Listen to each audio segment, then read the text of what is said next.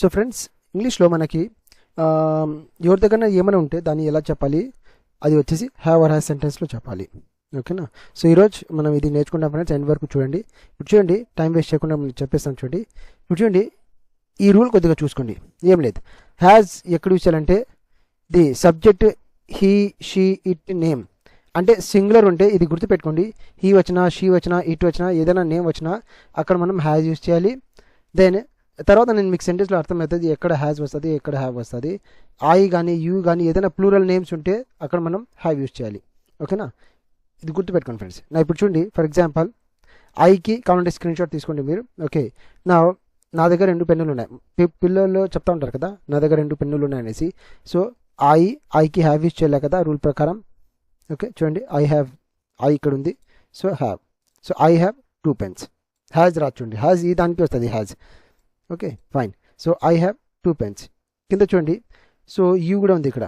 So you have my book, నీ దగ్గర నా బుక్ ఉంది. దాన్ని ఎలా చెప్పాలి, యూకి హ్యావ్ యూజ్ చేయాలా, you have my book. Okay, next మన దగ్గర సొంతం ఇల్లు ఉంది. సో మనం అంటే మీ వి.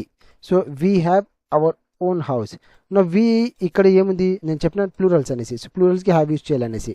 సో వి అంటే మీ ప్లూరల్ కదా, సింగులర్ అయితే కాదు. వి అంటే మనం కదా, సింగులర్ అయితే కాదు. So we have our own house ఇట్లా ఉంటుంది ఫ్రెండ్స్. ఓకేనా. ఇప్పుడు చూడండి, వాళ్ళకి మీటింగ్ ఉంది ఇప్పుడు. సో వాళ్ళకి ఏముంది, ఓకే వాళ్ళకి మీటింగ్ ఉంది. సో దేకి కూడా హ్యావ్ ప్లూరల్స్ కదా దే, అందుకే హ్యావ్ యూజ్ చేయాలి. దే హ్యావ్ మీటింగ్ టుడే అట్లా వస్తుంది. ఓకే, ఇప్పుడు చూడండి, నాకు ఇప్పుడు చాలా పని ఉంది అని చెప్పాలనుకోండి. సో ఐకి హ్యావ్ వస్తుంది, I have lot of work. Okay, ఇప్పుడు కింద చూడండి, రవి దగ్గర ఒక మంచి ఐడియా ఉంది. రవి నేమ్ కదా, సో నేమ్ మనం హ్యావ్ యూజ్ చేయాలి.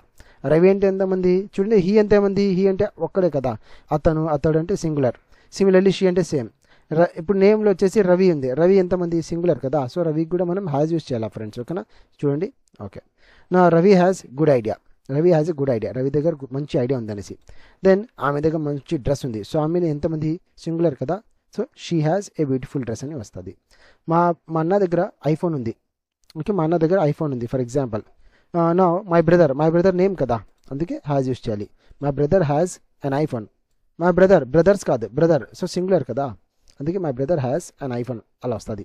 స్టూడెంట్స్కి రేపు ఎగ్జామ్ ఉంది. నా స్టూడెంట్స్ ప్లూరల్ కదా, అందుకే హ్యావ్ యూజ్ చేయాలి ఫ్రెండ్స్. ఓకేనా. So students have okay exams tomorrow. Okay, and రాకూడదు ఇక్కడ, exams. Okay, students have exams. Okay, exams tomorrow అట్లా ఉంటుంది. ఓకేనా. సో దిస్ ఇస్ థింగ్ అర్థమైంది అనుకుంటా ఫ్రెండ్స్. ఓకేనా. సో నచ్చితే లైక్ చేయండి. ఛానల్ని కొత్త వాళ్ళు ఉంటే సబ్స్క్రైబ్ చేసుకోండి.